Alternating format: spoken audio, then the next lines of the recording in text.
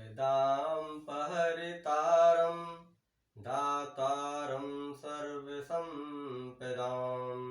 लोकाभिरामं श्रीरामं भूयो भूयो नमाम्यहम्।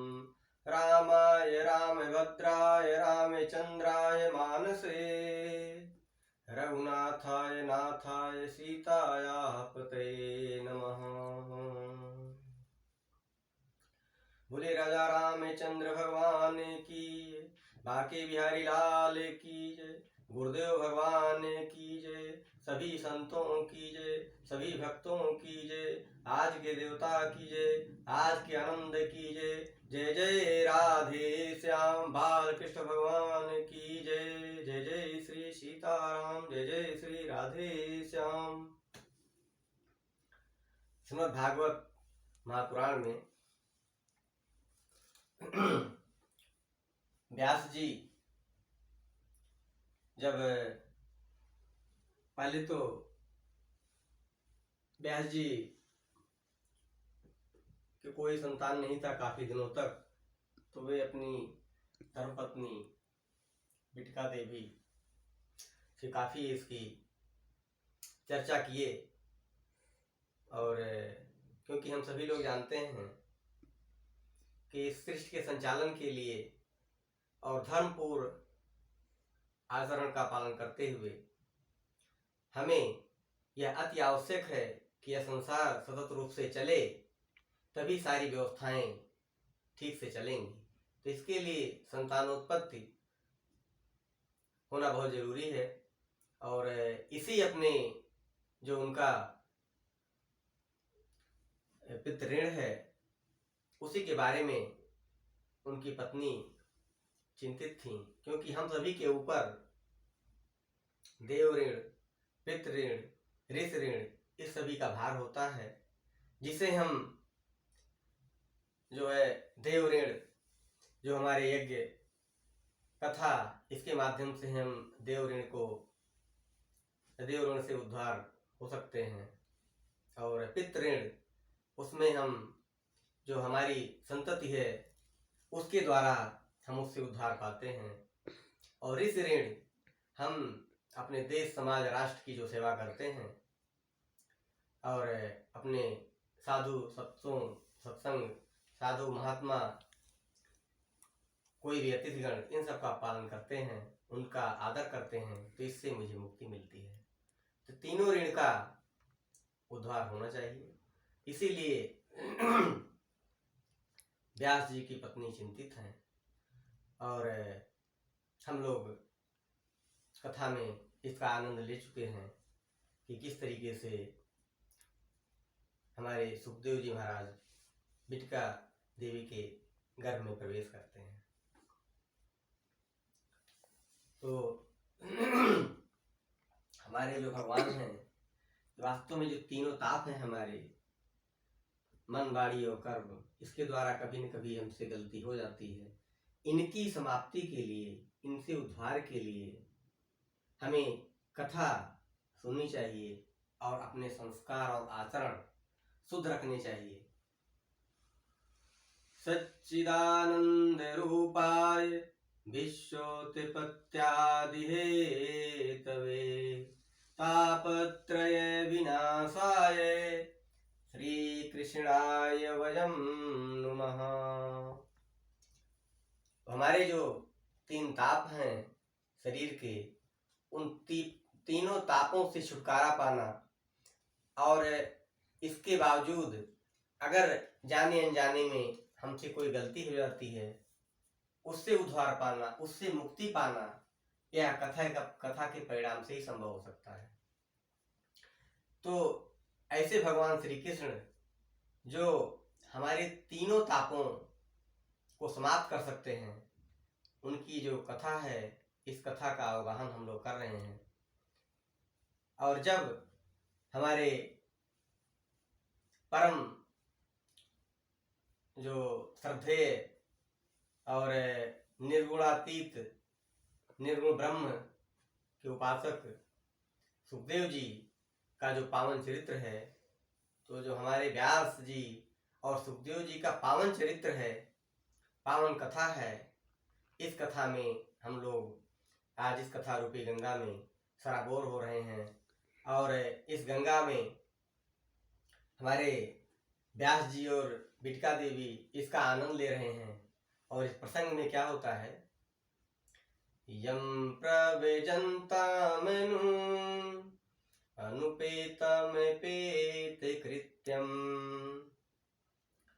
द्वैपायनो विरकातर आजुहाव पुत्रेति तन्मयतया तरवो अभिनेदु अस्तं सर्वभूत हृदयं मुनिमानितो अस्मि।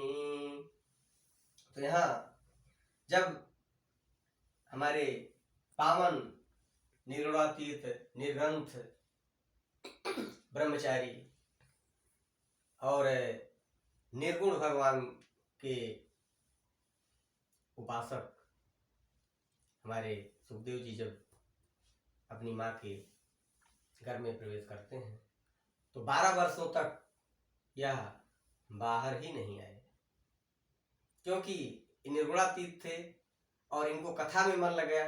जैसा कि हम लोग वर्णन किए कि जो कथा सुने भगवान भोलेनाथ की अमर कथा, तो अमर तो ये हो ही गए थे, तो इनको उस कथा में इतना आनंद आया कि इसमें इनको गृहस्थ धर्म आकर्षित ही नहीं कर पाया।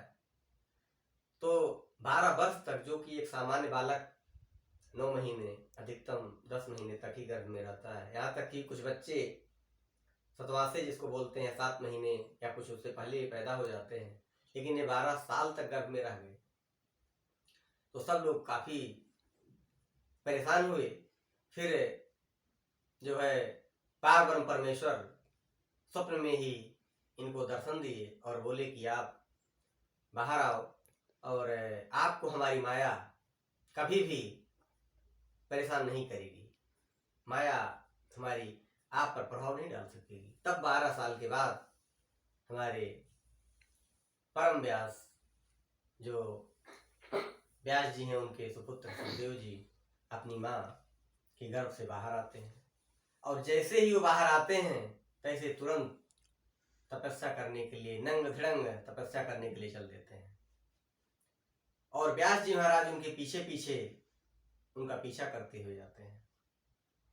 अब पीछा करते करते जब वे जंगलों की तरफ रास्ते से जा रहे हैं तो वहाँ कुछ जो है लोग स्नान कर रहे हैं और वहाँ क्या होता है कि स्त्रियां हैं, तो वहाँ जब वे देखते हैं कि जब हमारा पुत्र जो अभी हमसे कम उम्र का है वो जा रहा है और स्त्रियां निर्वस्त्र हैं, कोई ध्यान नहीं दे रही उस पर, और जब मैं गया तो सारे लोग अपने अंग वस्त्र को पहनना प्रारंभ कर दिए। तो उन्होंने पूछा इसका कारण क्या है, तो बताती हैं कि ये जो हैं इनको तो इस देश दुनिया से मतलब ही नहीं है, ये निर्ग्रंथ हैं और ब्रह्मचारी हैं। इनकी दृष्टि में जैसे 84 लाख योनियों में सृष्टि की रचना है वैसे ही हैं, इनके दृष्टि में भेद नहीं है और आपकी दृष्टि में महाशय भेद है, इसलिए मैं आपके सामने हम लोग वस्त्र पहन रहे हैं। तो यहाँ हमारे जो व्यास जी महाराज हैं वे थोड़ी देर के लिए अपने चिंतनशीलता में जाते हैं और कहते हैं ये मेरा पुत्र, क्योंकि ये पार ब्रह्म का निर्गुण स्वरूप का है, निर्गुण निराकार भगवान को मानने वाला है, क्योंकि भगवान के जो रूप हैं वो सगुण साकार हमारे श्री कृष्ण, हमारे राम, ये भक्तों के उद्धार के लिए, भक्तों के पसंद के लिए, भक्तों की इच्छा के लिए प्रकट होते हैं। और भगवान का सगुण रूप सबसे सहज रूप में भक्ति का साधन है, इसीलिए भक्ति जो सगुण रूप में है यह अधिक प्रचलित है मुख्यतः निर्गुण से, क्योंकि निर्गुण निराकार में बहुत विद्वता, बहुत एकाग्रता की जरूरत होती है, तभी आप निर्गुण और निराकार भक्ति का पालन कर सकते हैं। क्योंकि निराकार में कोई आकार नहीं होता, तो आपको ध्यान लगाने में दिक्कत होगी।